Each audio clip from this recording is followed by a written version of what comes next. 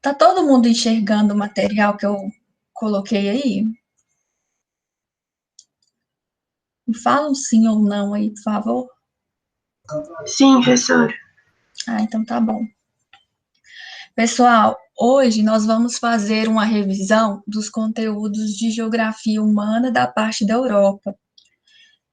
Na última aula, eu acredito que no presencial vocês viram a revisão dos aspectos físicos, e no material que foi disponibilizado lá também, no final da revisão dos aspectos físicos, tem a parte de indústria, energia e agricultura também, tá? E hoje nós vamos fazer essa revisão, demografia, urbanização, o bloco da União Europeia e o Brexit. Começando aí pela demografia, nós sabemos que a Europa vem passando por um processo de envelhecimento.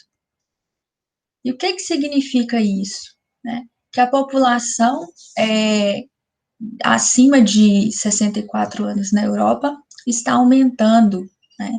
Enquanto que as taxas de natalidade estão diminuindo. Então, isso demonstra um cenário de envelhecimento. E daí, pessoal, se a gente analisar o gráfico de crescimento demográfico dos países europeus, nós vamos perceber que alguns países estão com crescimento negativo, ou muito baixo, ou já negativo, ou seja, tem mais pessoas morrendo do que nascendo nesses países, né? E isso acaba virando um problema futuro para esses países. E esse processo de envelhecimento, ele tem suas causas, né? Então, nós podemos citar aí o elevado desenvolvimento social e econômico, os fatores econômicos, né, e sociais levaram as mulheres a optarem a não ter filhos. Então, nós temos também associado a isso a disseminação de métodos anticoncepcionais, o planejamento familiar, o acesso à informação, a escolaridade que aumenta também. O custo de vida da população também acaba levando a mulher a optar por não ter filhos ou, se tiver, apenas um. E há uma previsão que lá em 2050 a Europa vai ter ali cerca de 3,55% a menos de população em relação ao que ela tinha em 2017. Isso significa que ela vai ter 26 milhões de pessoas a menos em relação a 2017.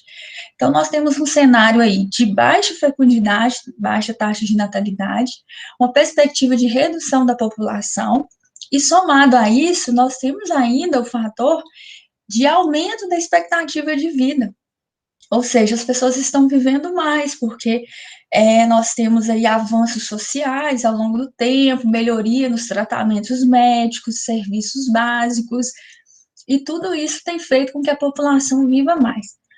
É claro que isso é um sinal de desenvolvimento, né, socioeconômico, mas coloca aí alguns cenários possíveis de problemas para esses países.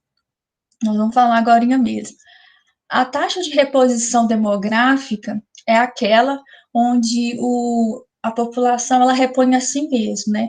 Hoje o Brasil tem 209 milhões de habitantes, para que nós possamos, né, futuramente ter essa mesma quantidade de pessoas, cada casal tem que ter 2,1 filhos, né? Um filho para repor cada um do casal. E lá na Europa, se a gente analisar os dados de reposição demográfica, taxa de fecundidade, não atinge, né?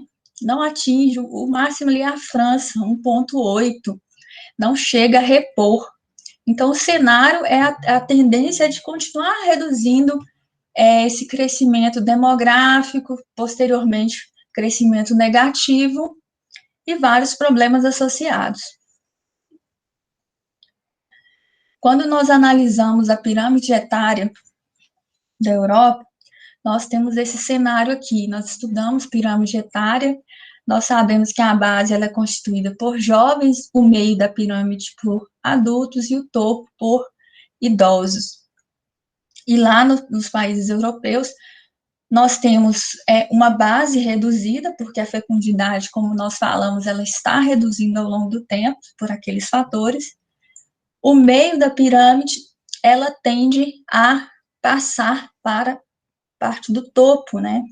Então, esse meio da pirâmide, com o passar do tempo, vai incorporar o topo. E a base vai incorporar o meio, ela vai evoluir para o meio. Então, a tendência é que a população idosa aumente, né? E a população de adultos diminua, a população de adultos e de jovens. E daí, nós temos um problema, né? Nós temos aí, aqui essa pirâmide, ela é mais recente, ela é de 2019, ela é uma média, ela pega os países ali da União Europeia e faz uma média, né, etária de homens e mulheres, e aí olha aqui, a base é estreita, o meio da pirâmide é mais largo, mas a tendência dele nas próximas décadas é evoluir, né, para o topo, se transformar aqui em idosos, e a base não vai conseguir repor a quantidade de adultos, tá vendo que a base é menor? Então, o que, que vai acontecer futuramente?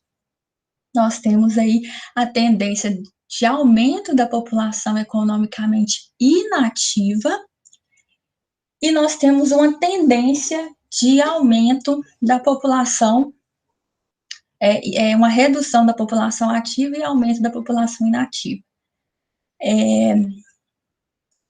E isso vai causar problemas, né? Problemas relacionados à economia, mão de obra, disponibilidade de mão de obra, gastos sociais com previdência privada, previdência pública.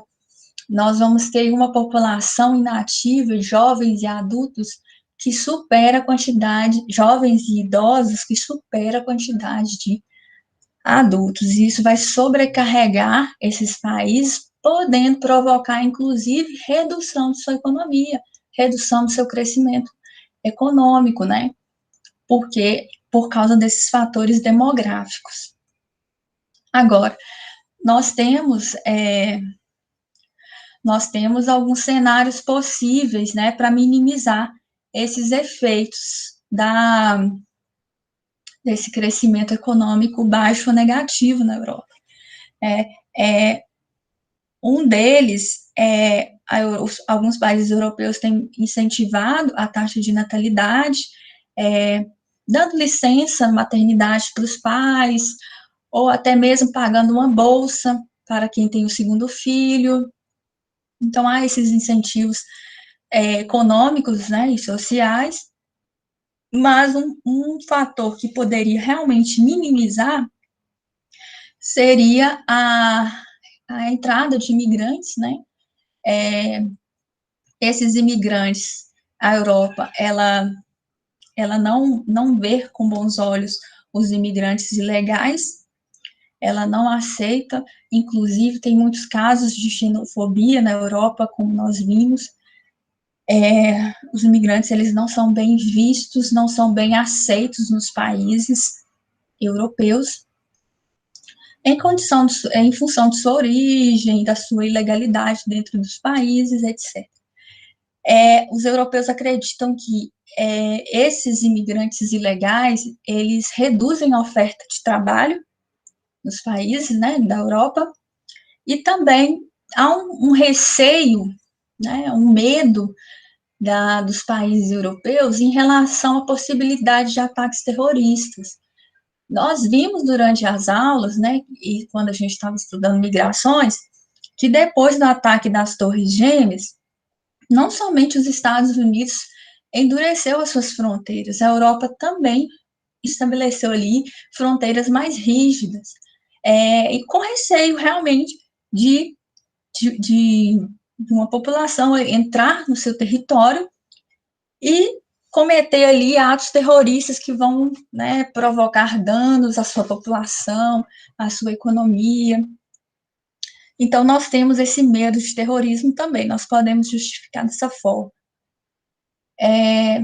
Mas nós continua o problema demográfico, né? Ao mesmo tempo que os europeus veem essa possibilidade como negativa por causa, né, da ilegalidade, da redução da oferta de trabalho, da possibilidade de terrorismo, existe um outro lado, né, que a aceitação desses imigrantes poderiam, né, minimizar esses efeitos demográficos aí, né, repondo essa população economicamente ativa nas próximas décadas, né. Então, nós temos esse cenário, apesar da possibilidade desses imigrantes resolverem, em parte, esse problema demográfico europeu, a Europa não vê, ainda assim, com bons olhos. Inclusive, a saída do Reino Unido do bloco da União Europeia foi provocado, um dos motivos também foi pela entrada em massa de população ilegal a partir de 2010, né? Isso afetou muito, pesou muito nas decisões também do Reino Unido para sair do bloco, né? Por causa como nós falamos, né? Ele não é bem visto, o imigrante ilegal. E como teve uma entrada considerável a partir de 2010, desses imigrantes oriundos ali do norte da África, do Oriente Médio, a Europa se fecha e o Reino Unido, né, coloca essa questão também como um dos motivos, uma das justificativas para ela se retirar do bloco. O que mais? Falando aí dessas crises, né, migratórias ainda, nós temos alguns dados aqui relacionados a essa população. A Europa é um dos continentes que mais recebe refugiados no mundo. Apesar do que, pessoal, quando nós pensamos nos conflitos, principalmente ali relacionados à Primavera Árabe, que foi aqueles conflitos de 2010 em diante, esses conflitos provocaram uma desorganização, uma desestruturação nos territórios ali do norte da África e do Oriente Médio, né? Tunísia, Egito, lá no Oriente Médio, a Síria. Então, nós tivemos esses conflitos que desestruturaram, provocaram guerras civis, e milhões de pessoas tiveram que sair do seu território, do seu país de origem. A maior parte dessas pessoas, elas não se deslocam para a Europa, tá? A maior parte dessa população, ela se desloca para os países vizinhos da própria região, ou do Oriente Médio, ou do Norte da África. Mas uma parte dessa população, ela se aventura ali de forma ilegal, seguindo a rota ali, Mar Mediterrâneo, Turquia e Grécia, né? E depois os países ali da Europa Ocidental. Então, nós temos aqui uma proximidade geográfica que favorece os imigrantes ilegais a entrarem, né, na Europa, e também os fatores econômicos, né, porque ali na região, a Europa se destaca nos setores econômicos, oferta de emprego, estabilidade política. Então, isso acaba atraindo essa população que foge de conflitos nessas áreas, saindo dessas áreas ali do norte da África e Oriente Médio. A Síria é um país, né, que vem se destacando aí no cenário internacional, porque ela passou por um processo de desestruturação total de seu território. Teve guerras no Egito, teve conflitos na Tunísia e em outros países, mas a ordem foi restabelecida. Na Síria, não. A Síria passou por conflitos e ainda hoje mantém o seu território desorganizado. E ainda hoje nós temos fluxos para outros países. A maior parte da população ela já migrou para os países vizinhos ou se direcionou para a Europa. Isso ocorreu muito em 2014 até 2016. Essa guerra lá na Síria, ela provocou aí uma forte entrada desses sírios no continente europeu, né? Principalmente sírios. que fugiram ali de seus territórios, buscando refúgio mesmo. Que mais nós podemos falar sobre esse assunto? A Primavera Árabe é o evento, né, que ocorreu em 2010, foi esse evento que desestruturou os países, que, consequentemente, gerou fluxos migratórios, e os motivos dessa população sair de seus territórios, proximidade geográfica com a Europa, fatores econômicos também, e também de refúgio, né, saída por causa de conflitos, uma saída forçada, uma saída meio que obrigatória, né, não tem como ficar num território em guerra, em conflito constante. A Turquia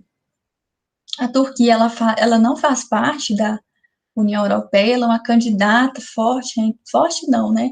Nós vimos durante as aulas que teve até uma reunião esse ano, se eu não me engano, e a Turquia não se mostrou ali muito disposta a assumir ali, aderir os acordos, a seguir o protocolo da União Europeia.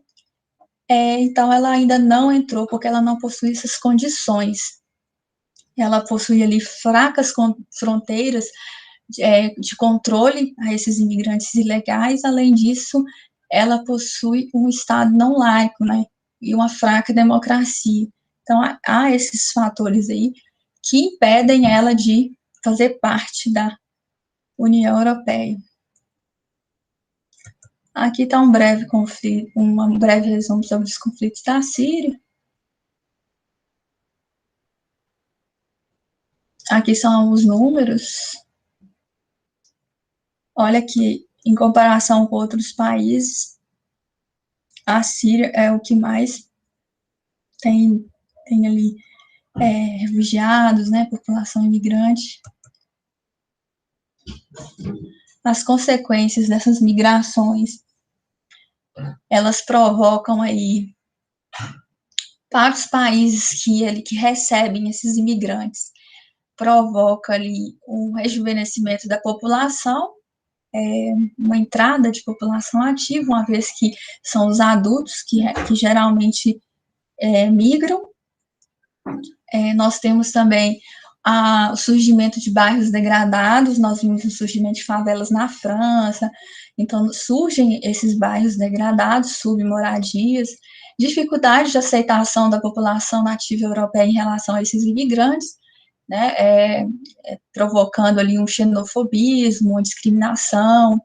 Nós vimos algumas reportagens, né, algumas imagens fortes relacionadas a essa negação desses imigrantes.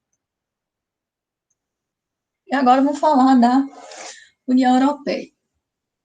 Vou falar aqui do bloco. Alguma dúvida sobre os imigrantes? Sem dúvida.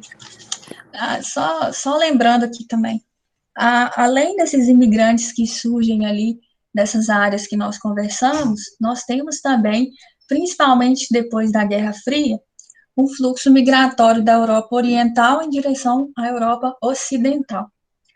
E por que isso acontece? Porque a porção oriental passou por um processo onde ela adotou o socialismo e possui ali seu desenvolvimento econômico menor em função desse passado ali relacionado ao socialismo.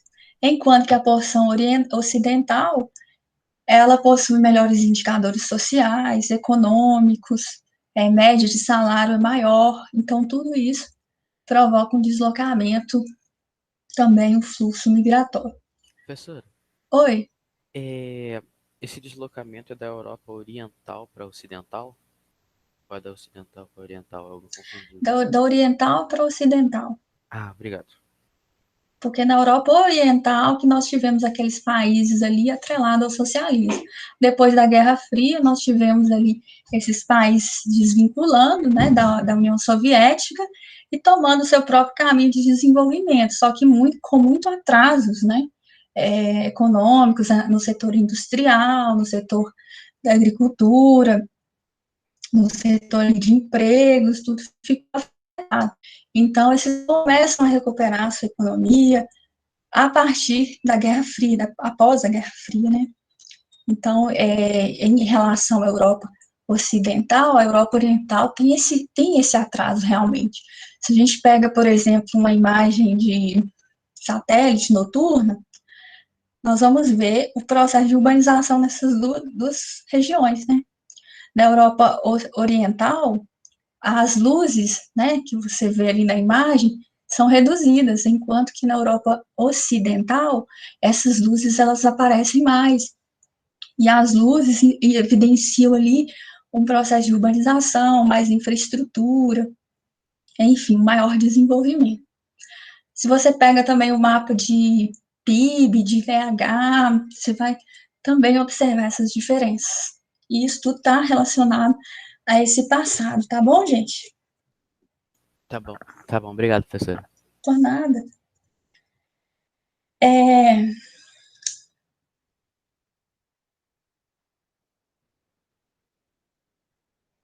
Só um minutinho aqui, gente.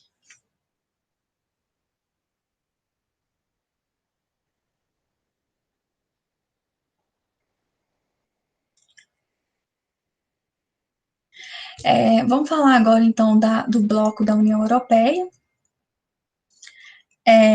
Esse bloco, né, ele não surge do dia para a noite, ele passa por um processo de evolução, ele começa com a área de livre comércio, depois ele evolui para a União Aduaneira, depois para a União monetária, econômica e monetária. E hoje nós já temos uma integração, inclusive, política, né? Nós temos uma identidade europeia única, né? Então, esse bloco sofreu ali um processo de evolução.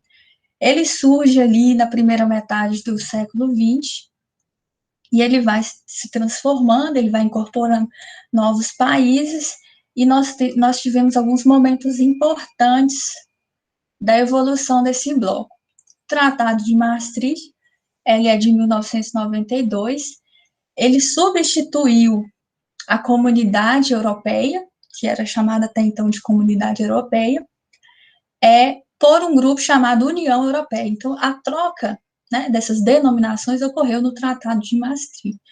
Além disso, nós tivemos nesse tratado a adoção das 4 liberdades fundamentais, que é a livre circulação de pessoas, de mercadorias, bens, serviços e capitais.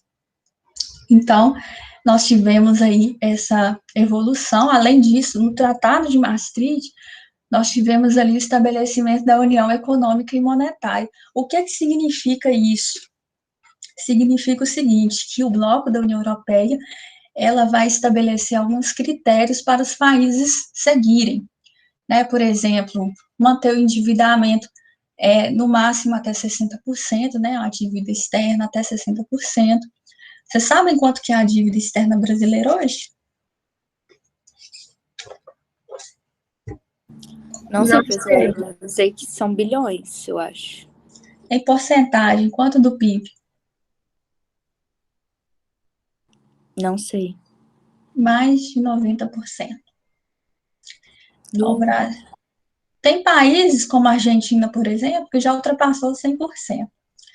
Então, são características de países em desenvolvimento, que às vezes são afetados por crise, se endividam no FMI, e tudo isso acaba aumentando a sua dívida externa. Lá nos países europeus, a partir do Tratado de Maastricht, vai estabelecer algumas políticas econômicas em comum. Uma delas é manter o endividamento controlado, taxas de inflação a 2% no máximo, estabelecer o valor de juros. Então, ela vai adotar essas políticas monetárias para que todos os países possam adotar. A zona do euro, ela vai ser criada posteriormente, né? Acredito que foi em 1999, se eu não me engano. Mas só em 2002 que ela começa a circular mesmo, de forma mais efetiva, em 12 países. Alguns países não adotaram, nós já vimos isso, né, porque com receio de desvalorizar sua moeda, até mesmo perder autonomia, porque um dos fatores, pessoal, que pesa na União Europeia é que o país que faz parte tem muitas vantagens, realmente, né, você tem isenção de taxas, você recebe investimentos do bloco, mas você perde um pouco sua autonomia, né? Quando você faz parte desse bloco, você está abrindo mão de certos controles, por exemplo, da sua economia, porque quem controla o euro, né, o valor, né, todo dia está variando, por quê? Porque quem controla vai ser ali o Banco Europeu, que vai controlar essas taxas e que todos os países terão que adotar. Então, o país ele perde um pouco dessa autonomia econômica. Além disso, ele é obrigado ali a controlar suas fronteiras, adotar políticas ambientais específicas, né, orientadas pelo bloco, orientadas, né, algumas são orientações, outras são obrigatórias. Quando nós estamos falando de bloco econômico, nós estamos falando de um agrupamento de países formal, onde os países devem seguir as normas, os protocolos ali daquele bloco econômico. O Tratado de Lisboa foi outro importante momento desse bloco econômico, da evolução desse bloco. Ele estabeleceu principalmente o Parlamento Europeu e o Conselho, né, Europeu. Então, cada um desses, o Parlamento Europeu e o Conselho, eles possuem as funções ali econômicas e de representatividade fora do bloco, né, criando uma identidade europeia, digamos assim, né, do bloco. Não é a França, não é a Alemanha, é a União Europeia. Então, cria ali algumas políticas, como, por exemplo, controle de imigração e migração, controle de segurança, integração jurídica, né, padronização das normas de comércio, o padrão de qualidade, de sustentabilidade. Então, ele vai criando ali algumas políticas internas que são adotadas ali por todos.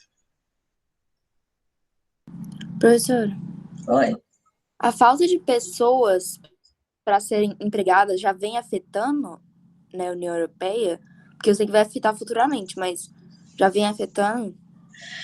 Olha, há alguns países, como por exemplo Portugal, vem abrindo concessões para os imigrantes. Então, ela vai criando ali algumas brechas para a entrada formal de imigrantes. Não quer dizer que a Europa, bloco, os países europeus, eles são contrários à entrada de imigrantes. Eles são a favor da entrada formalizada e de um perfil de imigrantes específico. Então, esse perfil de imigrante, ele tem que ter uma formação, principalmente eles aceitam mais adultos. Então, Portugal tem feito isso, tem aberto editais para a entrada de imigrantes ou regularização dos imigrantes, mas todos seguindo esses princípios que vão atender às suas necessidades. Então, alguns países, em alguns momentos, esses países permitem, principalmente quando a economia está sendo afetada, e, ora, não, né, fecha e endurece, como aconteceu após 2015, depois da Primavera Árabe, alguns países se fecharam, né, foi até uma política ali orientada pelo bloco, né, para não permitir a entrada de imigrantes, não facilitar essa entrada. Então, nós temos aí uma questão que os países, de forma individual ali, vão fazendo seus editais para formalizar ou não, fiscalizando ou não esses imigrantes, né, nos seus territórios.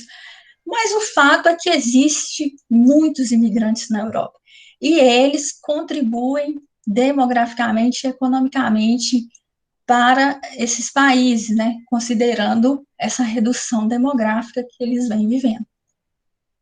Tranquilo? Porque existe também uma diferença entre crescimento vegetativo e crescimento demográfico. O crescimento vegetativo, em alguns países é nulo, porque só considera a taxa de natalidade e mortalidade. Já o crescimento demográfico considera a taxa de natalidade, a taxa de mortalidade, mais o número de pessoas que entram e o número de pessoas que saem. Então, muitas vezes, esses países compensam esse déficit com esses imigrantes que chegam, muitas vezes, de forma legal, autorizados e formalizados pelos seus governos, mas também de forma ilegal. Entendeu? Entendi, professor. Obrigada. Aqui, em 2007, né, o Tratado de Lisboa, criação ali do presidente da União Europeia, uma identidade mais coletiva, né? Aqui as vantagens e desvantagens. Qual que é a desvantagem em participar do bloco, né? Nós vimos aqui algumas. Essa perda de autonomia em relação à economia, né? Principalmente os países que adotam o euro. Um outro fator negativo também de participar desse bloco é que o país ele não pode comercializar isoladamente.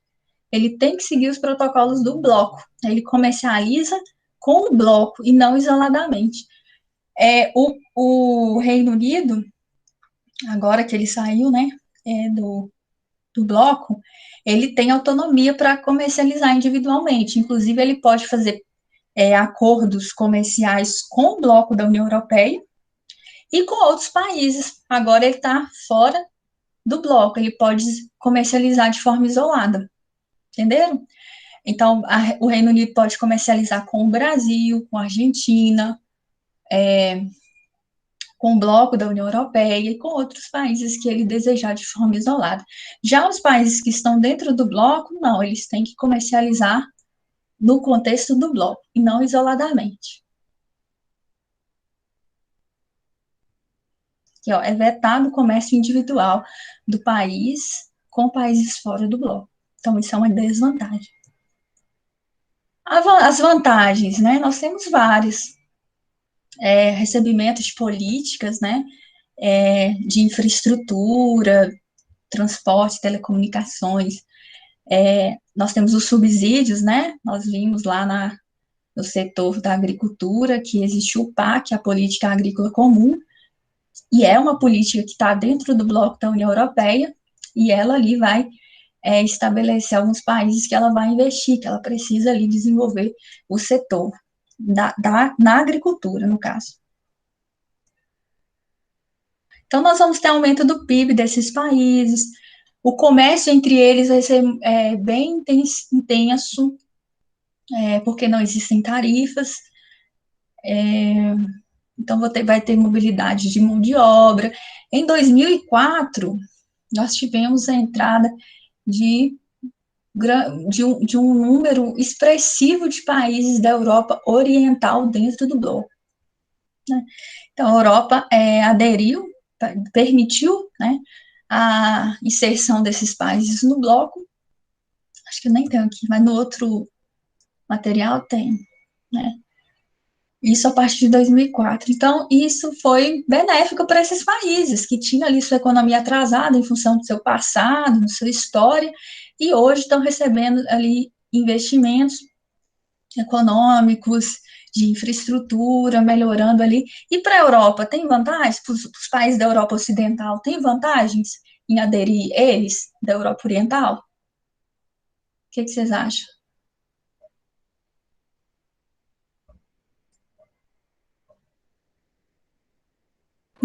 Acho que sim, professora. Mão Por de exemplo, obra? Acho que sim. agora, por exemplo, pensa numa fábrica francesa. Como eu tenho autonomia para me deslocar dentro do território, enquanto pessoa jurídica, empresa, eu posso tirar minha fábrica da Europa, da França, que tem ali um salário mais elevado, e deslocar para um país lá da Europa Oriental, que a média salarial é bem menor. Então, a Europa também, os países da Europa Ocidental ganham também com essa entrada, porque vai explorar o mercado consumidor, vai explorar mão de obra mais barata. Então, tudo isso também se constitui vantagens, né, para esses países. Agora, o Brexit, alguns fatores aqui que influenciaram, né, nessa saída do Reino Unido. Nós já vimos durante as aulas lá que há um receio do Reino Unido em relação ao bloco, não é de hoje, né? Eles já, inclusive, já fizeram um referendo em décadas anteriores, questionando essa permanência no bloco, né?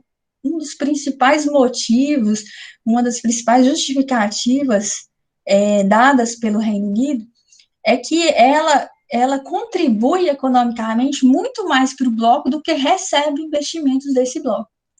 E daí isso coloca em xeque a sua participação. Será que isoladamente o país não poderia prosperar mais, utilizando esse valor para aplicar na saúde pública, para modernizar algum setor? Então, isso pesou muito, né, essa questão da maior contribuição do bloco e do menor investimento que ele recebe. Nós tivemos também ali essa crise, como eu falei, né, a entrada de imigrantes indesejáveis na Europa afetou muito a opinião pública do Reino Unido, né, contribuindo ali indiretamente para essa saída.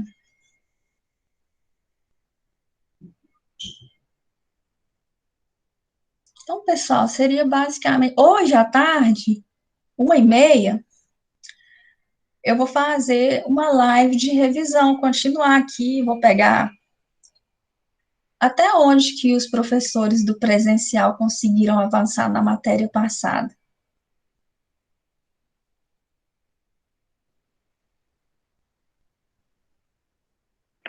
Na aula presencial de segunda, ela viu os primeiros slides sobre relevo, clima, essas condições físicas da Europa. Não chegou a entrar na indústria, energia e agricultura, não, né? Não. Chegou não, professor. Tá. Então, vamos marcar hoje à tarde para a gente comentar, tirar dúvidas sobre esses assuntos de 1h30 a 2h30. Tranquilo? Daí eu faço essa parte. Professora, Oi. sabe a lista de exercícios que a senhora passou? Sim. Então, tem o gabarito, mas no gabarito não tem as respostas daquele quadro que tem que preencher. Ah, sim, tá. Eu vou responder ele e vou publicar lá no Ava, tá? Gabarito do exercício. Tá bom, obrigada. Tá bom? Alguma dúvida mais, pessoal? Sem dúvida, professor. Tem certeza, gente?